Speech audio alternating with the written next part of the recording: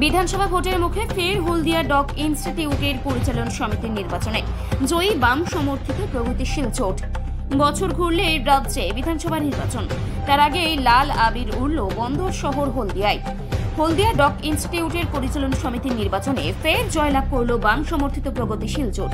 হলদিয়া dog ইনস্টিটিউটের পরিচালন সমিতির বোর্ডের একজন সহসভাপতি ও 18 জন সদস্য পদের জন্য গতকাল 28 মার্চ শুক্রবার কেন্দ্রীয় বাহিনীর কড়া নিরাপত্তায় ভোট হয়। মোট 19টি আসনে 56 জন প্রার্থী প্রতিদ্বন্দ্বিতা করেছিল। শনিবার বিকেলে ফলাফল ঘোষণার শুরু থেকেই এগিয়ে ছিল বাম সমর্থিত প্রগতিশীল জোটের প্রার্থীরা। শেষ পর্যন্ত 3 রাউন্ড গণনার পর চূড়ান্ত ফলাফলে দেখা যায় মোট 19টি আসনের মধ্যে বাম সমর্থিত প্রগতিশীল জোটের 13 জন প্রার্থী জয়লাভ করেছে। অন্যদিকে তৃণমূল সমর্থিত আইএনটিটিইউসির একজন সহসভাপতি ও সহ মোট 6 জন প্রার্থী জয়লাভ করেছে। খাতায় খুলতে পারেনি বিজেপি সমর্থিত বিএমএস এর প্রার্থীরা।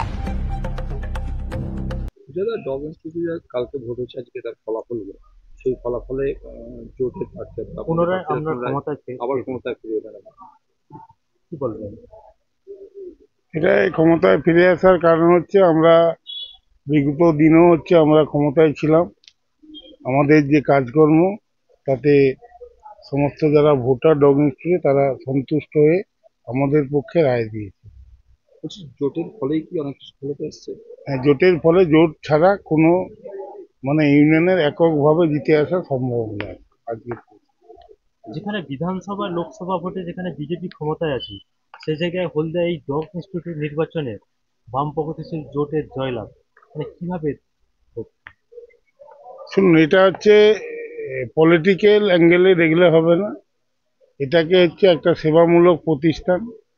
এখানে আমরা দীর্ঘদিন ধরে, আমি শুধু বলছি না যে ক্যালকাটা পোর্ট অ্যান্ড সৌরমুদির ইউনিয়নের আমি as a deputy general secretary হিসেবে বলছি যে হলদিয়া ডগ ইনস্টিটিউটটা আমরা গড়েছিলাম। আমরা দীর্ঘদিন ধরে ক্ষমতায় ছিলাম। মাঝে 4টে টার্ম 8 বছর আমরা ছিলাম না। কিন্তু এই যে আপনি দেখছেন, এদের গাছপালা থেকে বিল্ডিং, অডিটোরিয়াম সবই আমাদের অবদান। আমাদের যারা কর্মকর্তারা ছিলেন তাদের চেষ্টাতে, আমাদের যে সিনিয়র নেতৃত্বরা ছিল তাদের চেষ্টাতে আমরা করে।